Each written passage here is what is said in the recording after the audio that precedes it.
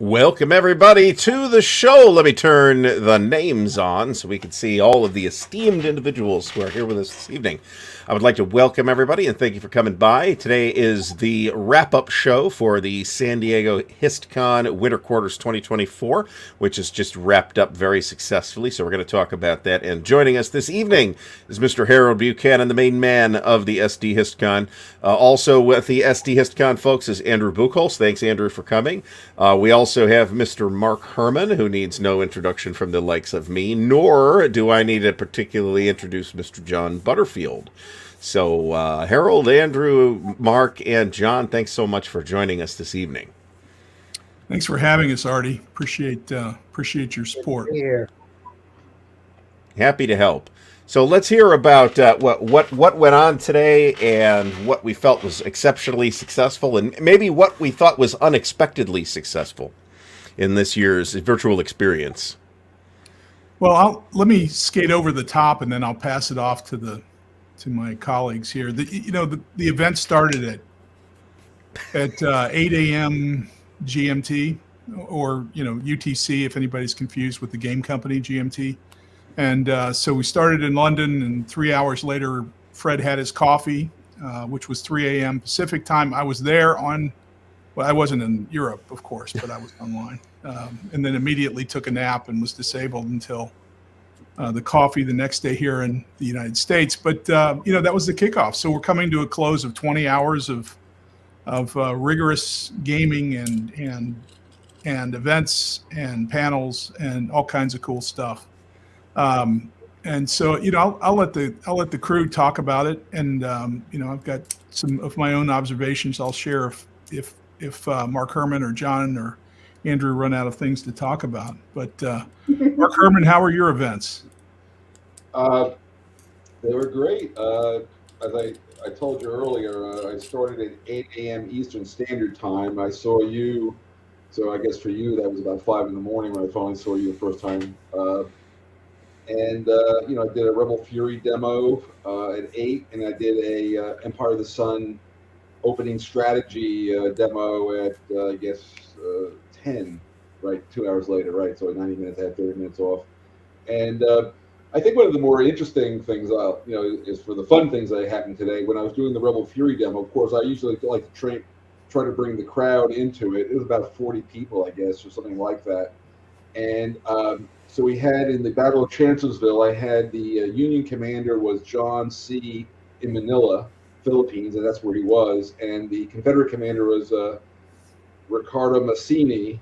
He was in Italy. So we had a very diverse American Civil War with an Italian fighting a Filipino in Northern Virginia. So it was kind of cool, just from in their home countries, right?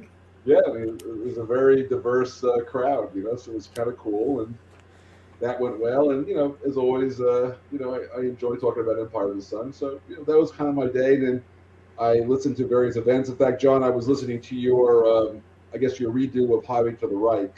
Hell's Highway. Hell's Highway. Sorry, I said Highway. It was Hell's Highway, right? I saw you do it. Oops. I was listening to a lot of it, and you were talking about it. So I saw yours. I saw Volko do Nevsky, and I saw Volko do Wilderness War, which are a new rally, the troops kind of treatments, and talked to Harold for a while. So, that was kind of my day. Great day. I'll leave it to others to give it their thoughts. John, how did your demo of the new Hell's Highway come along? That's one, I guess I'll mention that the two things that I definitely wanted to do today, to hop into, were Mark's Rebel Fury demo and John's Hell's Highway demo, and I didn't get to go to either of them due to personal mishap that occurred today. We'll talk about it at some other time. Okay. So, but how did the Hell's Highway session go, John? And if you want to talk briefly about, because I know you're revising it significantly, if you want to talk about to what extent that, of course, is a new edition of the classic from Victory Games, and this new edition will be coming out from New England Simulations soon. Yeah. It would be great. Yeah. That'd be cool. Well, that was that kind of like almost wrapped up the events here. That started at 4 Pacific time. Yeah, just to back up a little bit, I was a latecomer today. I think I arrived around 12 or 1 Pacific time, and that was a little late in the day. Uh, I was able to sit in for a while on the Gettysburg Oh yeah. session with Mark's game, and I love that game. I think, Oh, thank you. yeah. The first time I played it, I remember thinking it took 50 years to realize you could allow a unit to move as far as it wants. Yeah, 50 years of game design before Mark realized that, and I thought that was, yeah, I love that game and that system. So is Rebel Fury using the same system? Yeah. Correct. Okay. All right. Very good. And it was, Um, by the way, as you saw, if you were, one of the funnier mishaps was I was letting Bob Brighton, I guess his name is, uh, yeah, I was it there. was the programmer. He was running the thing, and apparently, in the middle of the game, his Bluetooth headset disconnected. He didn't realize it, so he's moving pieces around. There's no sound, so I just jumped in and started giving color commentary on what I thought was going on the screen for about 5-10 minutes, and then he realized that we were sending him chat messages. Hey, you're not on, and then he kind of got back on. But it's kind of funny actually. Right, like Troy Aikman stepping in for the play-by-play guy. That's right. Very good. Um, yeah, so I presented On Hell's Highway, which is a pretty extensive revision of the design of Hell's Highway, which is like 40 years old, right? Yeah, it's And when you and I were playtesting it in Victory, right? Remember? yeah, exactly. And Long time ago. um, yeah, that game. I mean, it was a good game. There were several things in it that, and I think I brought this up when Harold asked the question that during the session, about kind of evolution of game design since then, and also my own preferences. And so this new game uh, is the same scale, the same kind of map. It's expanded a little bit, but there's just been a lot of streamlined and further thought going into the combat system and the way that movement works, especially strategic movement and exploitation. And so I think it's a version for the 2020s. Um, but another reason I'm doing it is because I really like the work that New England Simulations does. The beauty of their product uh, is kind of beyond compare. So I jumped at the chance to work with Mark Hinkle to do this project, and he's working on it now. It's kind of like I'm showing playtest graphics, but that's nothing like what the final product will look like. I got a lot of good questions, and I just kind of worked through some of the systems. So yeah, it was fun. That's fantastic. In a sense, I didn't need to go to either of these events anyway because you don't need to sell me on either of these products. So they're already might as well be purchased as far as I'm concerned. So I'm happy to see them. Andrew, what do you have to report from your experience from your side of the winter quarters this year? Yeah, so just further to something Harold was talking about, for the last couple of these, we've been trying to get more of a European presence, and I felt that really worked very well today. We had a lot of heavy lifting done by Joe Bottoms from our staff and by Fred Serval, who did the early morning coffee in Europe. Jeff Dreyer from our staff woke up on U.S. time to help with a lot of that, and that's very much appreciated. But I was really impressed with how much European participation we got this time around, and that actually wound up being part of my contribution of I interviewed Cleo of Cleo's Board Games, who runs a very good written content site and is based in Germany. And so I had a really good conversation with him about what he takes into consideration with his writing, which is pretty interesting to me because he works in a lot of his academic background in terms of citing sources, bringing up further reading, and also going very into a particular card's design and what that represents. In terms of my actual day, I think there were a lot of cool game demos. My favorite thing was the panels. I think we had really excellent panels and seminars this time.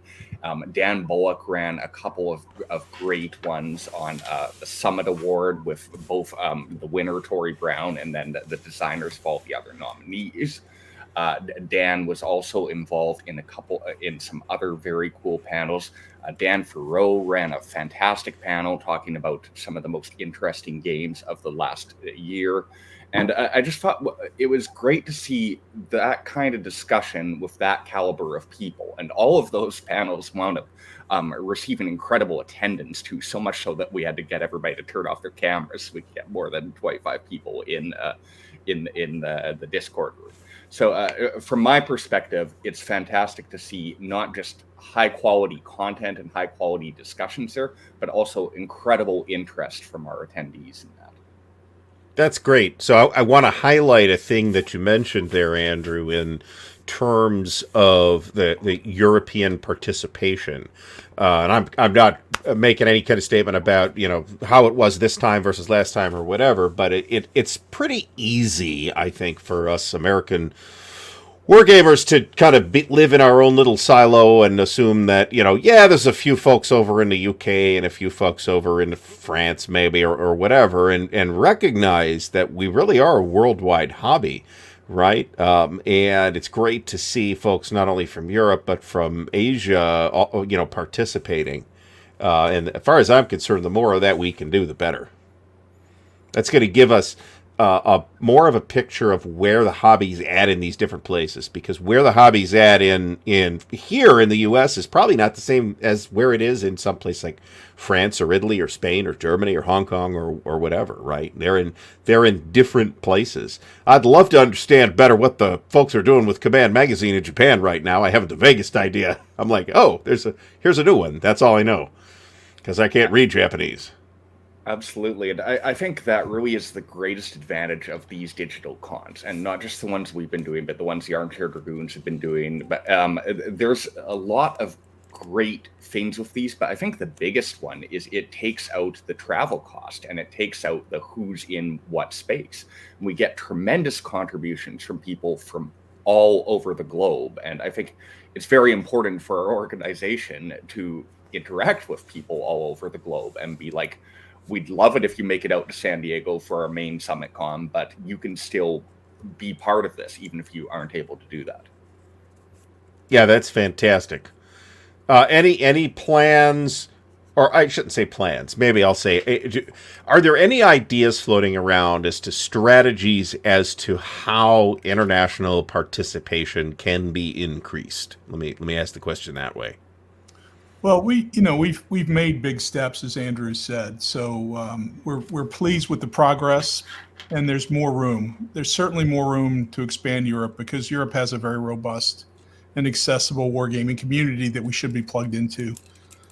Fred Serval, for example, is on our advisory board. So and he's going to continue. Ricardo Massini has been very active in supporting us. So we're growing that, and that's going to continue. The real interesting opportunity that we're after next, I think, is going to be Asia. So lots of interesting wargaming activity in China and Japan, with a lot of proprietary games that we just don't see, that I don't see. I don't know about you guys, but I think that we're making those connections, and we're figuring out how to deal with the language barrier. But at some point, we expect the event to be a 24-hour event. Would you like to know how Multiman Publishing is dealing with the language barrier? Please. Google Translate. All right. I'm just saying, you got to start somewhere, right? So yeah. That's how they made it work. They actually have a designer in the next OCS game. Will be Luzon in the magazine. It's a small OCS game, and it is by a Japanese designer who does not speak proficient English. So they have had to, both sides have had to rely on the assistance of Google to get the message across. The game looks great, so hopefully that's going to work out. But I don't really see the Asian games specifically. We are, I think, seeing an increase in the number of them that eventually make it over here to the American market. In some cases being helped along by the folks in the European market, because there's a number of Japanese games that VUCA Simulations has in the pipeline that are, I think, mostly games that have previously been published in Japan, but I don't have hard numbers on that. And that's great, but... Is VUCA what's that? in Germany? VUCA is in Germany, yes. Yeah, one of... Yeah, there's, One of the, there's, yeah, Sorry, go ahead, Gary. No, I think two board war game publishers in Germany that I'm aware of, and there's probably more that I'm not aware of. Right? Yeah, well, Uli Blenneman from Spielworks gave a presentation, and his stuff is not hardcore military conflict, although that's where Uli comes from. But Weimar is a game that he's publishing, and so there's lots of opportunity in Europe. But a funny story is I got a Discord message from someone in China showing me a picture of a game club where they were playing Flashpoint South China Sea, right? So I engaged him in some discussions.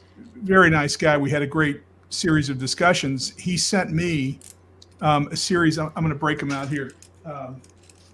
First of all, a series of cards that were Flashpoint South China Sea cards translated into Chinese.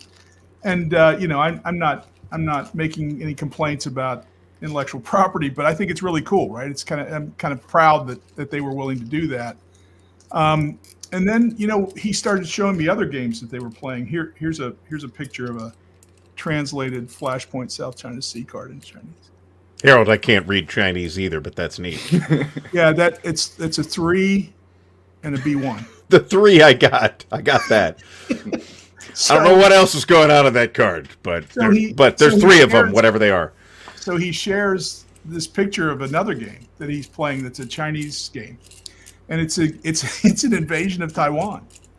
And well, I mean, it may have said Chinese Taipei, and I said, I need this game, right? I need to get this. So we've worked out a deal. I shared it with a couple of my professional wargaming friends, and they said we want it. Get it. We'll get it translated, right?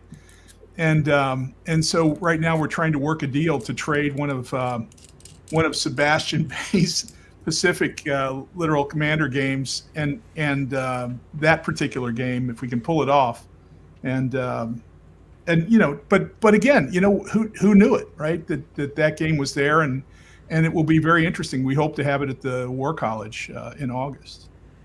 That'd be fascinating to see something like that. Actually, again, new perspectives, right? Regardless of, whether it's a topic any given gamer's necessarily interested in, right? New perspectives on that are great. And I am aware that there are multiple Chinese wargame publishers, right? I've even got one of them, believe it or not. Kuro Niko's in China. Might be Taiwan, actually, but the game's in Chinese, I can tell you that. Devil's Horseman was translated into Chinese and published over there. Was it? That I guess I'm not hugely shocked by that. You'd think there'd be some regional interest in that, right? Yeah, I have a copy that I can't read, but So does it physically resemble the regular GMT version, other than being in Chinese, or was it a completely graphic? The graphics and the counters are numbers. They obviously can read English numerals, so the numerals are in what you could read, and I. Mm-hmm. But all of the type in the rule, obviously the rules are in Chinese. The cover is the original Devil's Horseman picture, but in Chinese. So, but it's fully translated. So, and all the CRTs, the numbers are the same, but then there's the explanations in Chinese. That's pretty cool. I think that's really cool. Yeah. So I do know, I have seen a couple examples of American games that were there's a Chinese edition where they completely redid the graphics, but I think of the ones I'm thinking of are noticeably 20 years or so older than Devil's Horseman. So and the flip side, you guys know. I mean, I know John knows Jack Green quite well, but Jack for decades had a connection to.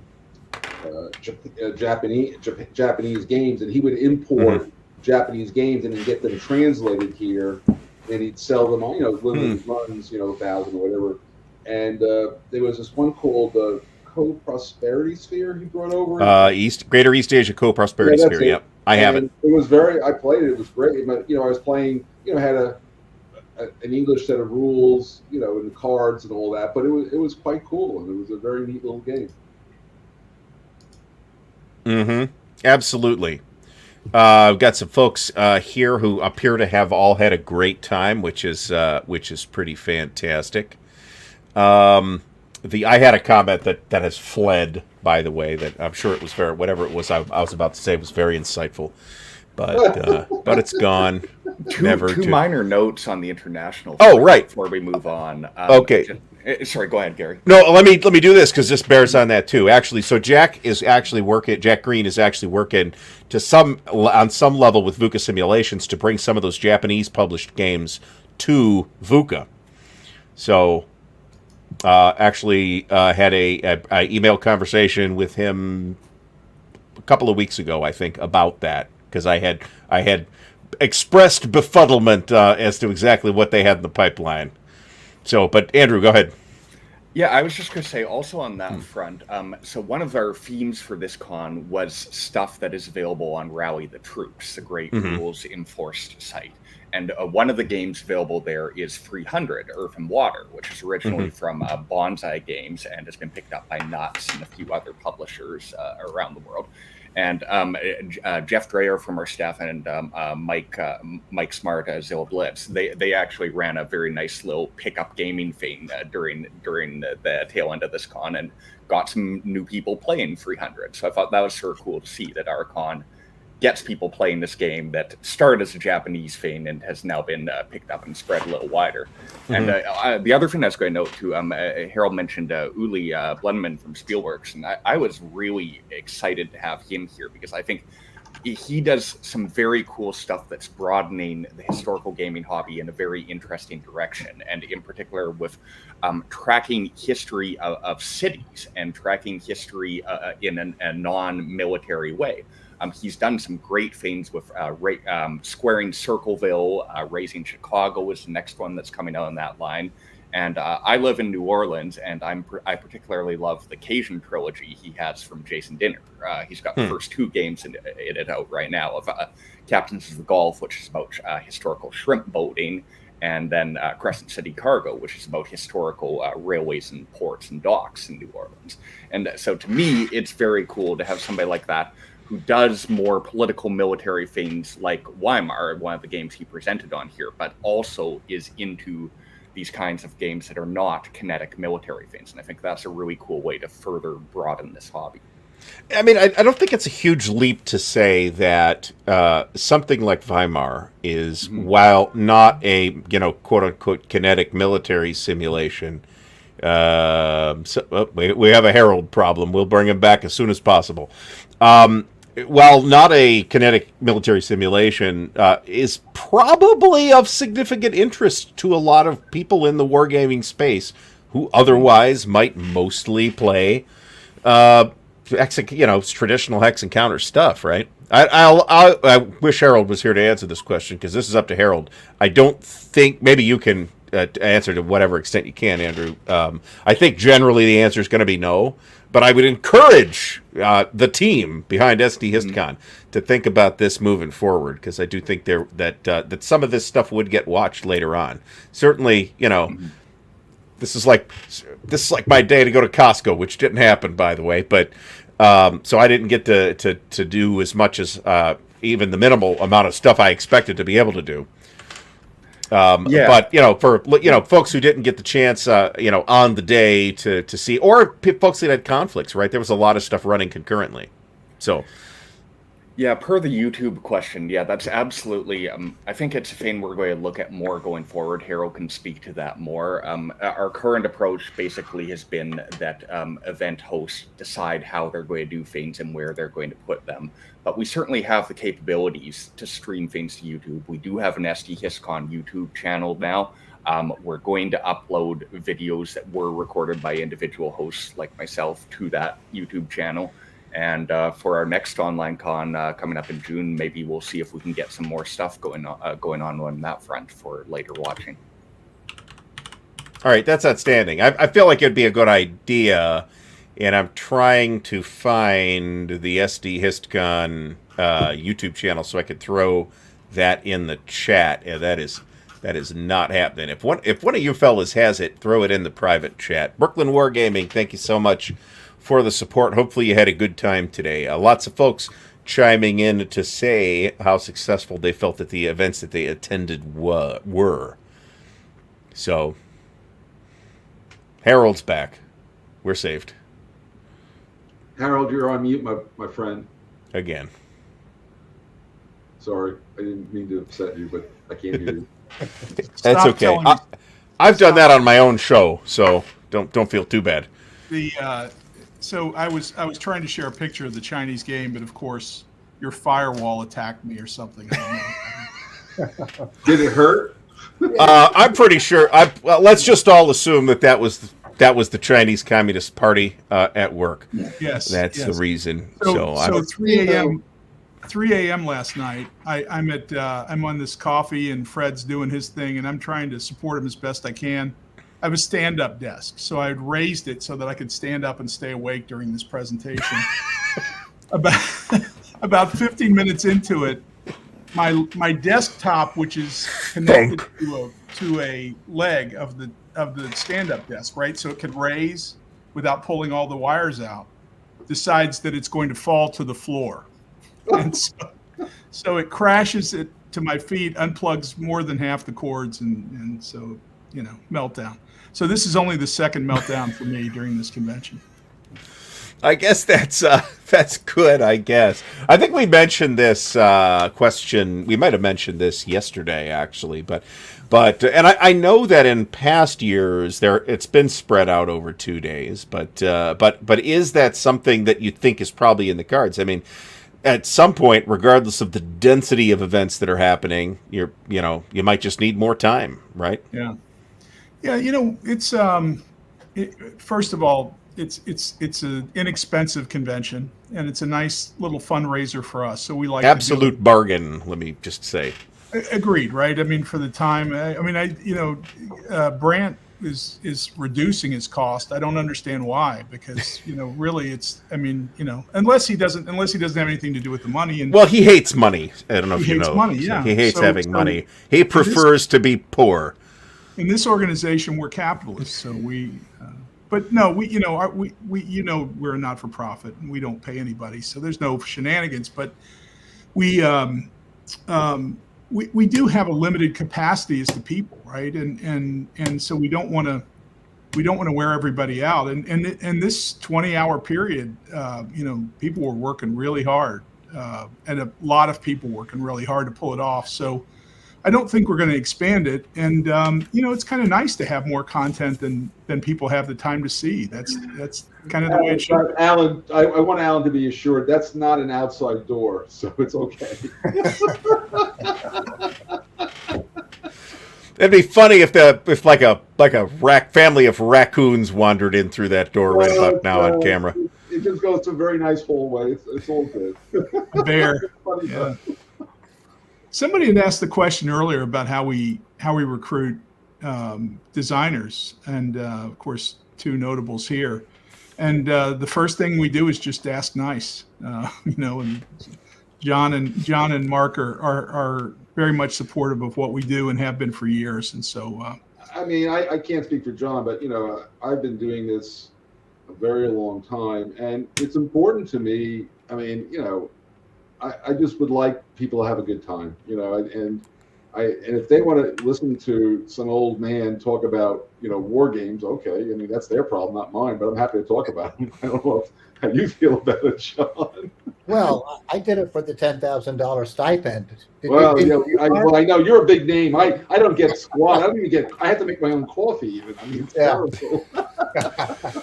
Oh, I'm just going to point out that this is another benefit to this format, because there was a convention that I shall not name, but everybody who watches my show will know what convention I mean, that had no coffee, and that is unacceptable. Now, at least in this case, you're on your own. You could bring your own coffee. You could have your own coffee. I don't know about you, but any coffee I've ever had at a convention, I prefer to go out. What a lot of hotels don't realize is you actually have to wash a coffee machine out once in a while. I've at least two former employers of mine would disagree, Mark, but I do not. Look, when you pour the coffee, you get a scissor to cut as much as you want. It's been. Or when you run the Keurig machine without the K-cup in it, just to see how brown the water is that comes out. Fantastic. Yeah. Yeah, that's some extra vitamins and minerals for you there. Keep the immune system working well. I gotta tell you, I love I love this format. I had a great time today, but I'm going to go to I'm going to go to like 5 conventions this year, and I decided at this point that's the only thing I enjoy doing. I've seen like I've been in lots of cool cultural sites, and and I'll do some more of that obviously. But really, what I do is I go somewhere and I send my wife out so she can go to the cultural sites, and I can go do something what I want to do. So it's really working out. So I look forward to the next SD HistCon. I'll be in Newport, which is not far from my house actually, in August, and DC, and where the hell else am I going? Oh, we're going to go to London though. From our Carol and I having our 45th, so we're going to go to London, and we're going to go to PunchCon over in Coventry. What kind of convention is that? Is that war games? So I have this friend named Andy Bush, who's a radio guy, Absolute Radio in London. He's a gamer. He's a cool guy. I've actually taught him how to play Empire of the Sun on Zoom once. And it was early. I get up early. So it was about 5 in the morning. I see Andy's posting that he's going to PunchCon. There's not a lot of tickets. And I look it up, and it's £40 for a ticket. I said, what the hell? So I just bought a ticket immediately. And then immediately word got out that I bought a ticket. And then I had to turn to Carol and say, hey, by the way, what do you think about going to London? She was, oh, that's a great idea. And I slipped the convention in after I got that through. Oh, by the way. So it's a very small convention in Coventry. And there's a whole bunch of people, like Fred Saval will be there, and Andy Bush, and I don't know, there's some friends of mine from WBC who are English who are going to be there. So, and I've got, Charlie Vasey. I'm having lunch with Charlie Vasey in London. Nice. I mean, I love Charlie, and I go, Charlie, I know, and I go way back with Charlie. So we're both looking forward, and bring my wife. She's never been exposed to Charlie. That should be some cultural experience for my wife. Although he's incredible. By the way, if you ever see Charlie around, anybody who doesn't know, he's incredibly charming. So it's not going to be. He's very charming, actually. James Buckley organizes PunchCon. Yeah, in fact, I talked to James. That's right. He was the one who wrote me and said, are you really coming? I said, well, I think so. Yeah, that's another one of those conventions that sounds great. I'd love to go, but it's an idle fantasy at this point. Yeah, so, like I said, it's a 45th anniversary, so you can always, step out a little further, Well, unfortunately, Mark, I've got about 19 years to go on that, so I would prefer to be 19 years younger, so we're even. Okay, fair enough. That's fair. John Butterfield, you come to these conventions with regularity. Are they good for you, or energizing, or what are your thoughts? Specifically these online ones? The online ones are well, I enjoy kind of jumping from room to room and seeing what's going on, and then because I'll read this event schedule, and there's a lot of games I don't know about. So I dropped in on one today, Hammer and Sickle. It's Alex Knight's new in development game. Problems. So I mean, is it about the Soviet Union in World War II? Like the Civil War. Oh, the Civil War. Okay. Yeah, and so that was interesting, and that I've done that like every time. I just enjoy. I dropped into Voko's talk for a while about Nevsky. It's a system that I struggled with, so I appreciated hearing him explain it. So I think it's quite a service because, and I didn't realize that it was so international this time because I got up too late. Or went to bed. I too was in bed at 3 a.m., John. So don't feel bad.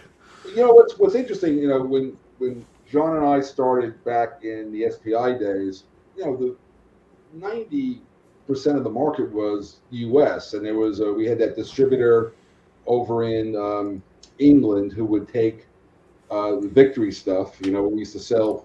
At Dot used to sell to him. on the Orient Express. Oh, that's a good idea. My wife wants to go on the Orient Express. But going back to it, and now I was talking to Wimble. This goes back years ago, and I've really noticed it. I would say that the market now, I mean, I'm just making up a number, but I think it's like half. I think it's 50% overseas, not American. You know, it could be anywhere. But I mean, I see a lot of European guys and clubs, and you know, there's stuff going on in Asia. And at this point, I have such a tiny view of what's going on because there's just too much going on. I mean, I think there's a war game. I think there's like almost a war game being produced. I would say there's probably 2 or 3 or 4 war games being produced per week right now on a daily basis, on a weekly basis. I mean, and then there's everybody besides GMT. Yeah. But no, I'm talking about when I was just going through the thing. I mean, I saw, as John was saying, I saw at least a dozen games I'd never heard of before that are in production. And when they were, if you listen to the folks, and that game they were showing is just like the tip of an iceberg that's much deeper. So I have no idea how many games are being produced per week, literally. So I can't keep up with that. In fact, I listened to your show, Gary, and I listened to Fred's just to sort of get the news. Otherwise, there's no way for me to keep up. Oh, it's very difficult to keep up with everything. I miss tons of stuff all the time, and this is supposed to be what I'm doing. Yeah, I'm going to go down to the Brooklyn guys. I was talking to who was I talking to online? That was who was on early from Brooklyn Wargaming. I was talking to somebody. It's Kimber that's Kimber's ID. Yeah, that's Kimber, Kimber. right? Kimber Van Ryn. Yeah, it was him. I thought, I've only, a bunch of those guys I've met like over the years at conventions, so it's hard to remember everybody's name. But yeah, I mean, Brooklyn's not that far from Manhattan, I hear. I should be able to get there. Yeah, He said it was right up to 7. Oh, no, he said it was the F, the 7. 7th Avenue was off to the F, I think he said. But I'll get there. Yeah, but no, Mark, I think you're right. I mean, if a couple of war games a week sounds about right to me. I mean, remember that GMT, maybe February aside, based on some boat taking longer than expected. GMT releases 2 to 5 things a month, right? Compass releases 2 things a month. MMP releases, I don't know, half a dozen things a year. I mean, there's a host of smaller publishers. I mean, Revolution Games, I'm trying to get that right, just cranked. Oh, it's Tuesday. Here's 3 new games. It's like, oh, okay. I didn't know that. So yeah, I think that's absolutely right. I think it's probably a little conservative to assume that we're probably seeing 10 new war games a month, or plus. Yeah, that seems to be, that is again based on just anecdotal perspective. Oh yeah. There's no data here, but that's what it feels like. Yeah, well, if you spend any time, and there's really no other than the awards, and you see what gets nominated. I find that, I was on the the committee. You had me very nicely on the committee. I didn't do much because when I got the when it came down to what would I nominate, I couldn't even name 5 games to put on the nomination list. I was working. I just didn't even know what was going on out there. So I really feel, like I said, there was one. When I started early in this career, there was 1 game a year out of Avalon Hill. It was easy to keep track of. That was easy. 1 game. Then SPI came out, and they were putting out 6 in the magazine, and probably about 2, 3 a month. I would say, John, back then. Well, including the magazine. Including the magazine. Lots of games like maybe 1 or 2 a month. That's what I'm saying. Yeah, and it could be 3. There was, but I think we were putting out. Dunnigan used to base his calculations on putting out 36 products a year that were not in the magazine. That was how. Now, did we always hit that number? I don't know, but that's what he used to base his estimates on. Right, and I think these days it's saying that there's a lot more designers of war games than there were then. There's a lot of talent out there producing very interesting stuff. It's very hard to keep track of. Yeah, absolutely. You mentioned an outstanding up and coming talent. Not really up and coming anymore because he's out. Alex Knight. With a really clever and innovative design in Land and Freedom. I'm very excited to see what Alex brings to the Russian Civil War. Yeah, it's supposed to be a similar system, although I haven't played Land and Freedom. So The Land and Freedom is about what aspect of it? I don't know anything about it. It is a semi-cooperative game about the Spanish Civil War, in which the players take the role of different factions opposing the Franco-Spanish nationalists. Yeah, well, that there were a lot of them. Yeah, well, yes. and even So- the subject matter is something Mhm. that probably wouldn't have been published in the Victory Game SBI days. It's esoteric, and yet as a competitive opportunity, it's fascinating. Yeah. Yeah. Yeah.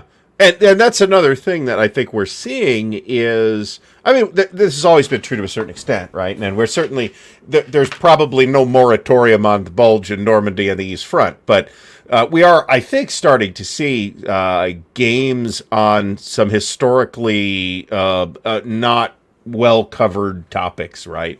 There has been the number of Spanish Civil War games, I'm guessing here, released ever is probably something like 6 to 10, right? Well, I own at least 6 of them, so it might be a little higher, but yeah. No, it might be higher than that, but No, well, if we're talking about like tactical games too, that's I'm definitely not counting those. Like GMT did one. Mhm. I have 3 that are kind of with cards, and there's like Mhm. Revolution and Crusader Revolution. I can't remember which way that goes. Yep. I've got 2 others with nice boxes. I can see them on my shelf where they are.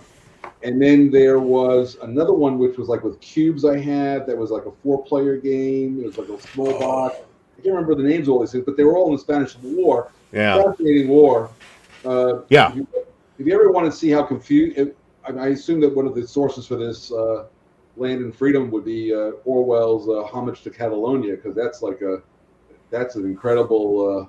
I read that when I was in college for a class on the Spanish Civil War, but fascinating stuff. That this precedes Animal Farm in 1984 and all. That's his first book. I think. He was like Hemingway. He was there.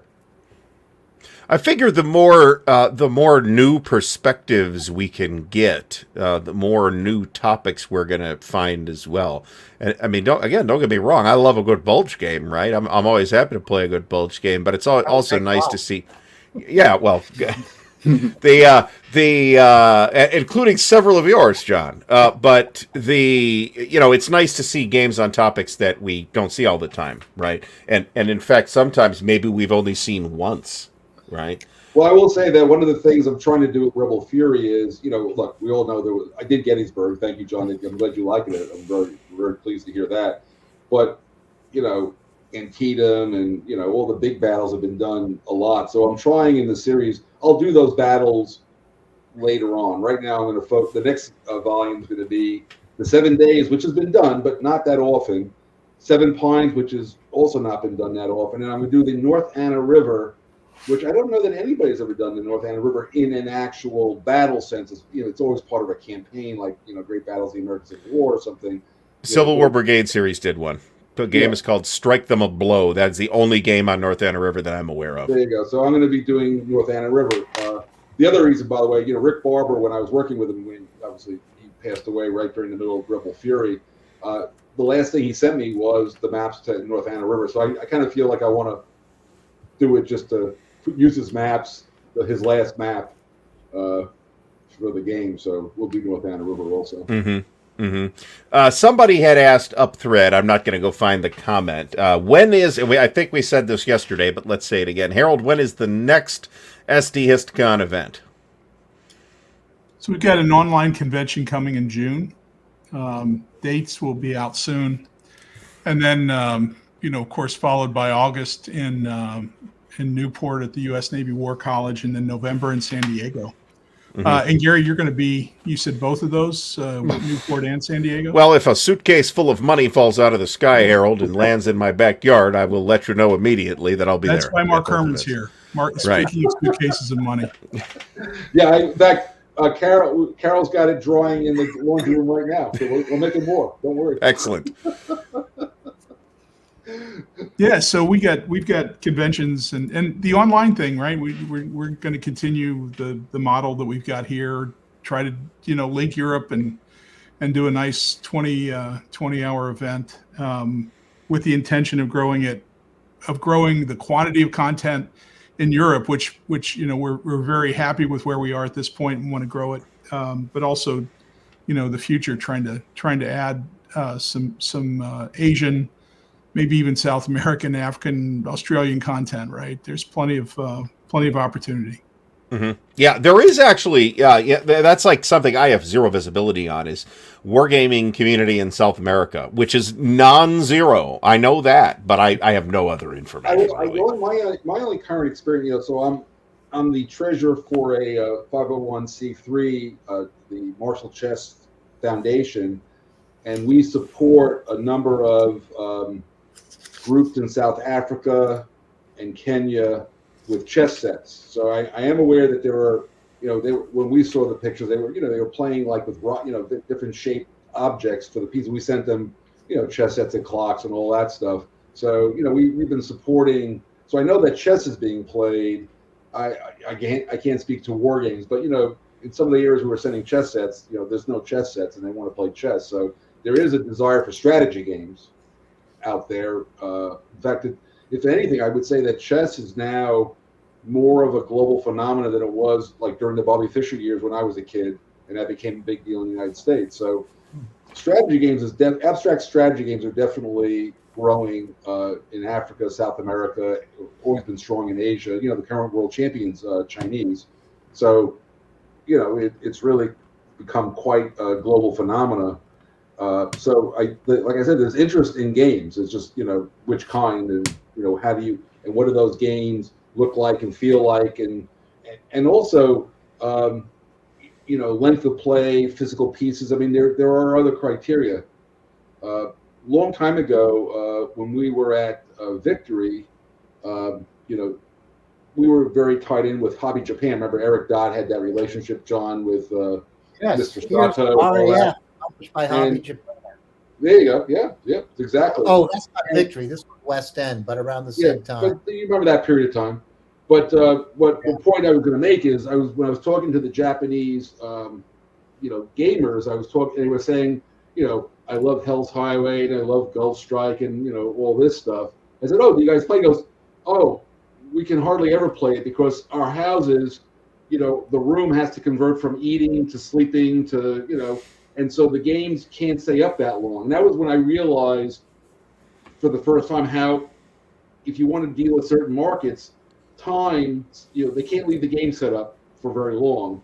So you got to have shorter scenarios, otherwise they can't play your games. And so I've actually, ever since that day, I've always had in my games, shorter scenarios. Even if the game is longer, there's always a 2 or 3 hour scenario. Otherwise, who's going to play it in certain countries? They don't have the room like they were used to. Like what an American typically is used to as personal space is usually, I've seen statistics, 2.5 to 3 times what's experienced almost anywhere else in the world. So they just don't have the space for this stuff, which is probably why Vassal would probably be very popular. Mm-hmm. Mm-hmm. And online play in general, right? Using whatever platform, and we had a pretty extensive discussion about those online platforms yesterday, so I won't go into it again. But that opens up the space of possibilities to be able to play things that you just physically couldn't do, either because of proximity of people to play with, or because you can't leave Case Blue set up for a month and a half, and your dining room table's not big enough, and your wife has just murdered you.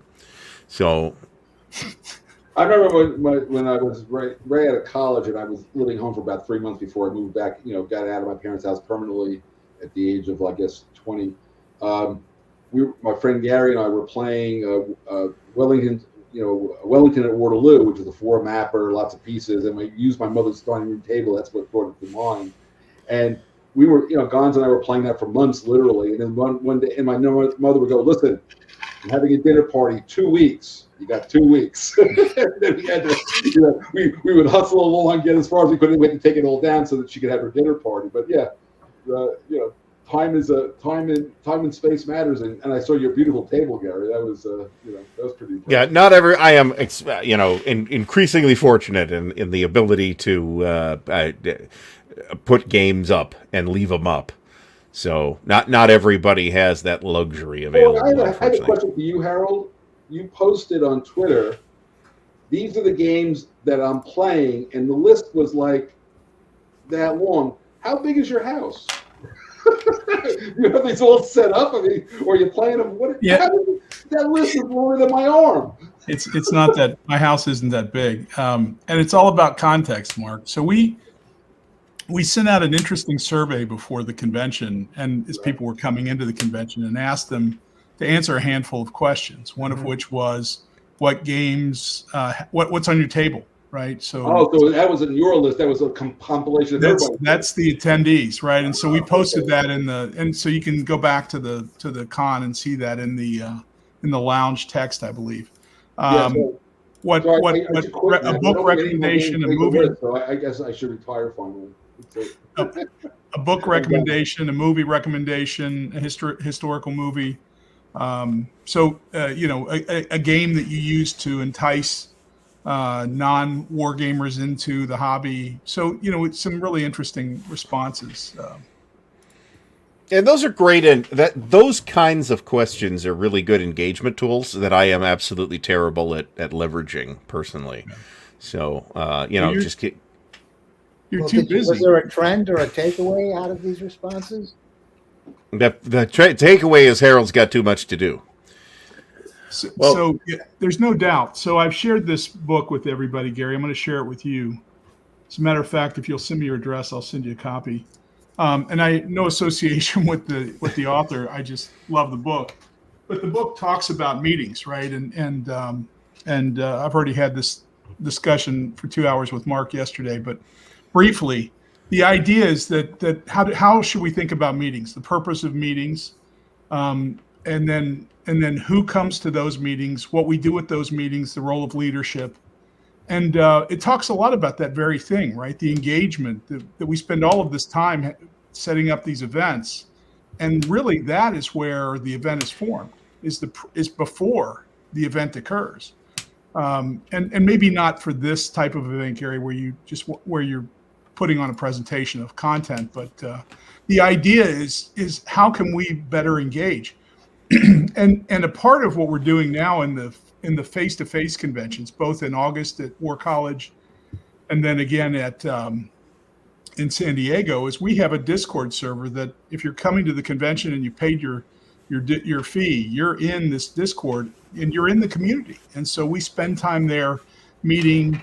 We have panels with exclusive content. We have Jeff Engelstein and Brian Train, and people come in and give presentations just to the group that are coming. So we build a sense of community before we even set foot at the convention. And, I think we're going to continue to enhance that because, these conventions aren't just about the 20 hours of time we're face to face.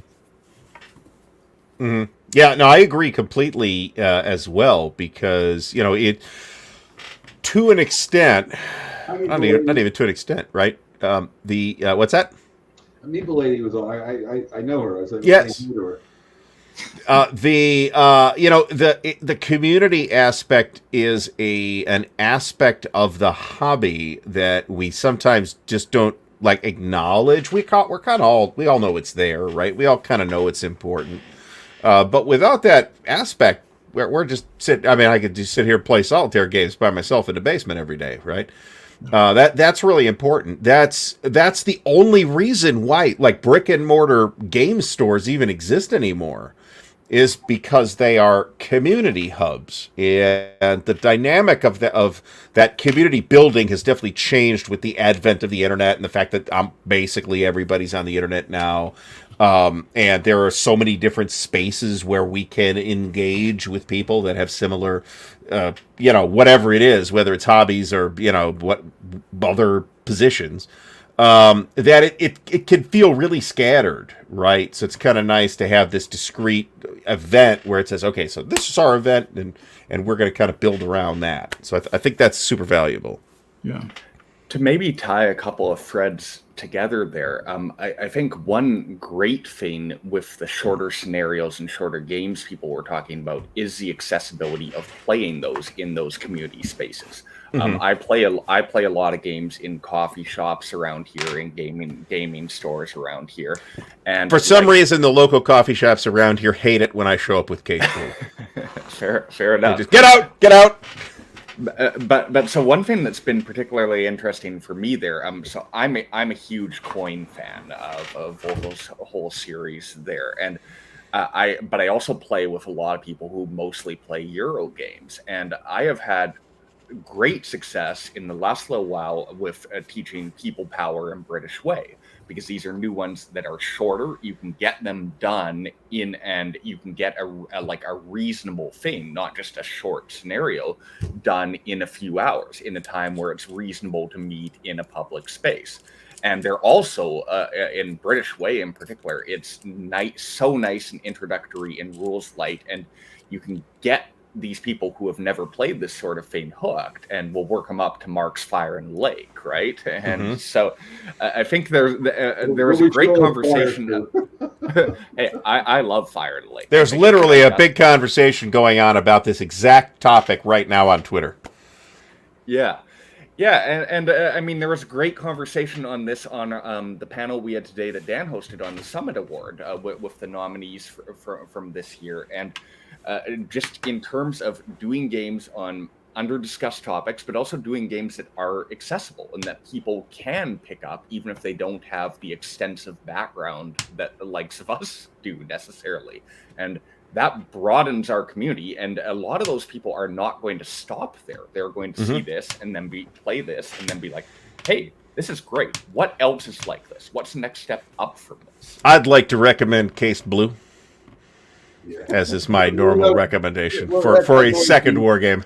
That's always the punchline to that joke. But I have to admit that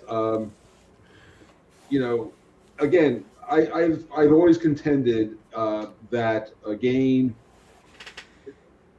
One of the things I've learned is, all my games have had scenarios that can be, played in under 3 hours. But I believe that that's kind of like, 2 hours is the sweet spot, right? If you can get in 2 hours, you can get into a game and finish it. You've had a pretty good gaming experience, and if it goes the first time, it might go a little longer. So I've always focused on that. But I think the thing that you're talking about, which is a little bit different, is the time to teach. See, in other words, just because the game only takes 2 hours to play, but if the concepts are intricate, I don't like the word complex, I like the word intricate. If the game's very intricate, it just takes more time to wrap your mind, how many levers you give people. And what's been interesting for me personally is when I've gone the very few levers route, the people who have traditionally bought my games start yelling at me. Like when I did Fort Sumter, a whole bunch of people got really, like Bruce Garrick was like yelling at me, like how dare you, almost kind of stuff. But then Grant from the Player's Aid played it with his wife 20 times, and she never plays a game. So it's kind of like, tastes great, less filling kind of problem, right? I don't know which way to go with that. So I'm trying to do a range. I already did Empire of the Sun. I don't have to do that one again. I did Gettysburg, which is a very quick game, obviously, and easy to get into and through. Rebel Fury will be the same. But I do like, and I'm doing a game called Peace of Nicias, which is that's something I've always been fascinated in. And it'll play like in 30, 35 minutes, and it's easy to teach. But it's not going to be in depth, but you're going to learn a lot about a topic that almost nobody knows about other than some freak like me. That'll be super duper interesting. Can't wait to see it. I'll show you the cover. Oh, look at this. So, it's exclusive sneak peek here tonight, folks. Yeah. So, yeah, tell me about it. There's folks who've been up on this since 3 a.m. So, there you go. Peace of Nicias. So that is that the peace treaty that ends the Peloponnesian War? It's an armistice in the middle of the Peloponnesian War. The thing that ends the Peloponnesian War is the Athenian surrender. So no, this is from the period of like 421 to 415 BC, when they stopped killing each other for a short while. Well, no, nobody stopped killing each other, but the Athenians and the Spartans stopped killing each other directly for a while. It's covered in Pericles also, but this is specifically how do you? One guy is trying to wreck the piece, and one guy's trying to maintain the piece. That's the game, and that was Okay. what happened historically. So you're either Alcibiades or you're Nicias, and you basically, it's a car, it's a CDG, but it's it's got a lot of tracks, and but it's not. I mean, Carol's played it a few times, and Kai Jensen, by the way, is kind of a fan of it. So I've been working with her on it, actually. She's great. So we have enthusiasm for this product already, and it's not even available. It's not even available to pre-order it yet. Yeah. By the way, this game was designed I literally was in the Athene in Athens, and I was at the Phoenix where they talked about this stuff. And standing there, the game literally came to me in 1 minute. Was there a bolt of lightning involved by any chance? There was. The tour guide did fall over, but I'm not sure what knocked her down. No. There was a flash of light, and then suddenly it just came to me. But right after I saw the Shield of Brasidas, who's a fake, one of the things I've always been fascinated about is, if you read the Thucydides, I'm going to bore the shit out of everybody, but, these are gamers and geeks, and it's late, who cares? There's a guy named Brasidas who was a Spartan general, one of the best in the war.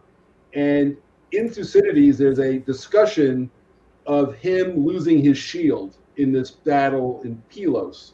And I saw the shield, and it's got, they wrote on it, "We got this off that Spartan asshole," basically is what it says. And so that was kind of cool to have, here it is written, and there's the actual thing. It really, and that's when I designed the game pretty much right there.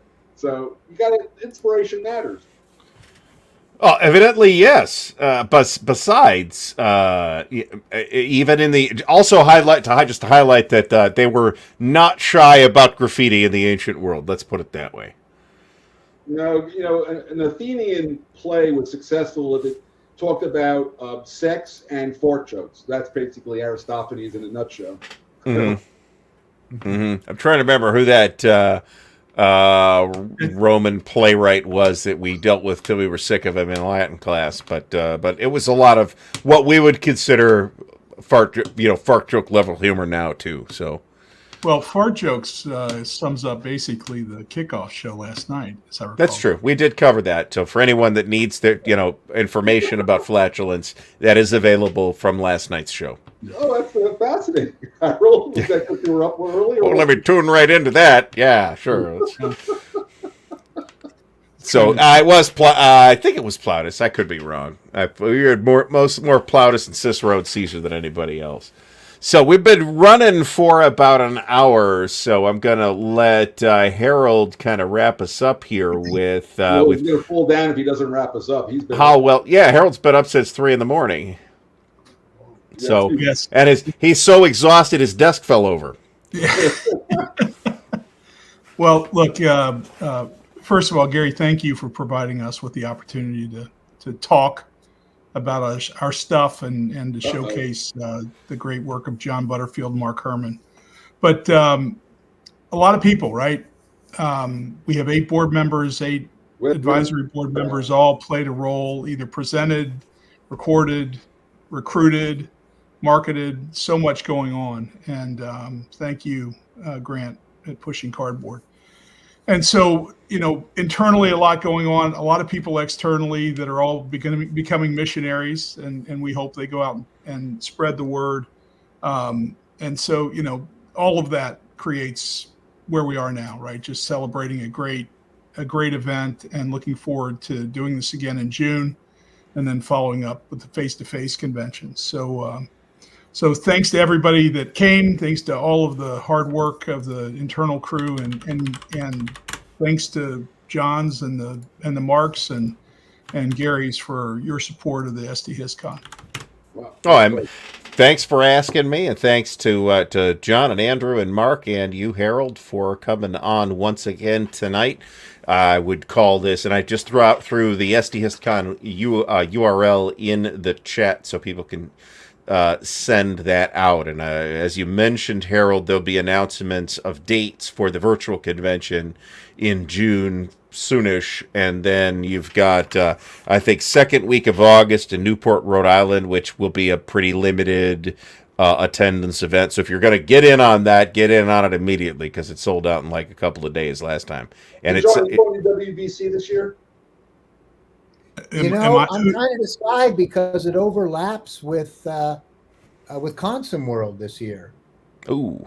They actually overlap. I've already got I know I'm going to WBC because I got a hotel room, and I'm going to Newport. Oh well, I have a hotel room.